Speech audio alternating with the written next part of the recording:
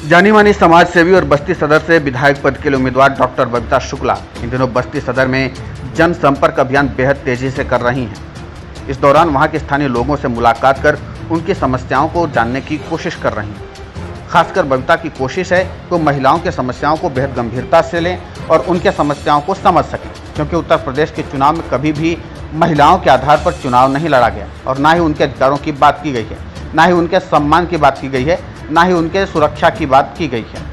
हालांकि कुछ समय से उत्तर प्रदेश में महिलाओं को लेकर बेरुखी भी सरकार के सामने आई, क्योंकि उत्तर प्रदेश में महिलाओं के प्रति बढ़ रहे अपराध में काफ़ी इजाफा हुआ है।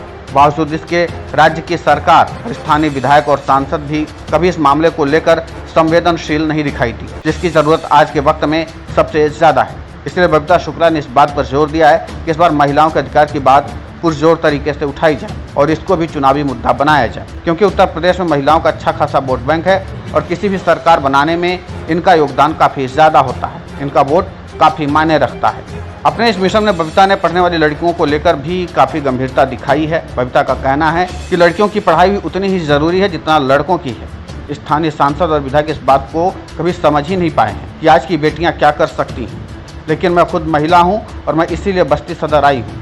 यहाँ के लड़कियों को उचित शिक्षा मिल सके और अपने पैरों पर खड़ी हो सके, जिससे वो आत्मनिर्भर बन सके और अपने प्रतिभा को दिखा सके। मेरी पूरी कोशिश है कि इस बार के चुनाव में महिलाओं के शिक्षा स्वास्थ्य को लेकर एक ठोस प्रयास किया जाना चाहिए और मैं इसके लिए महिलाओं को अपने साथ जोड़ने की कोशिश कर रही हूँ। कम से कम उनका वोट अगर हमें मिलेगा तो हमें जीतने से कोई नहीं रोक सकता। इस बात को मैं खुल्लम खुल्ला इसलिए कह रही हूँ ताकि लोगों को लगना चाहिए कि महिलाओं को उनके अधिकारों की बात की जा रही है। पिछले कई दशकों से हमारे प्रदेश में महिलाओं का वोट उनके घर का मुखिया तय करता है, क्योंकि महिलाओं का कोई मुद्दा होता ही नहीं।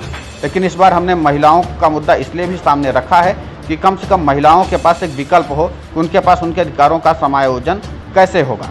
महिलाओं को इसलिए भी मजबूर किया जाता है क्योंकि पार्टीगत राजनीति का जलवा यहाँ पर बहुत ज़्यादा है। लेकिन इस बार बस्ती सदर की महिलाओं को इस बात का एहसास करवा रही हूँ कि उनके अधिकार की बात अब काफ़ी ऊंचे स्तर तक पहुँचाई जा रही है। उत्तर प्रदेश की महिलाएं आर्थिक और सामाजिक विकास में उतना ही महत्वपूर्ण योगदान निभा सकती हैं जितना पुरुष निभा रहे हैं। बस ज़रूरत है उनको सही दिशा देने की और मैं यही कोशिश कर रही हूँ। फिलहाल मेरी कोशिश है कि महिलाओं के साथ साथ लड़कियों की पढ़ाई लिखाई और उनके करियर को लेकर कैसे आगे बढ़ा जाए और कैसे उनको शिक्षित करके नौकरी योग्य बनाया जा सके, ताकि अपने परिवार के भरण पोषण में अपनी भूमिका निभा पाएं। सबसे अहम बात यह है कि अगर हमारे प्रदेश की महिलाएं शिक्षित होंगी तो उनके साथ जो अपराध हो रहा है उस अपराध को रोकने में वो सहायक होंगी। इसलिए मेरी कोशिश है कि घर घर जाकर इस बार महिलाओं को जागरूक किया जा सके और उनके अधिकारों को बताया जा सके। फिलहाल महिलाओं पर अपराध इसलिए भी ज़्यादा हो रहा है क्योंकि वो अपने अधिकारों को जानती ही नहीं है। उत्तर प्रदेश में महिलाओं के शोषण की घटनाएं आम है, चाहे वो शारीरिक शोषण हो या फिर मानसिक शोषण हो। मैं खुद महिला हूँ और फिलहाल एक हफ्ते से लगातार महिलाओं के बीच में हूँ, उनसे मुलाकात कर रही हूँ। वो अकेले में मुझसे अपनी आप बीती बताती हैं, उनके साथ मुश्किलें क्या हैं।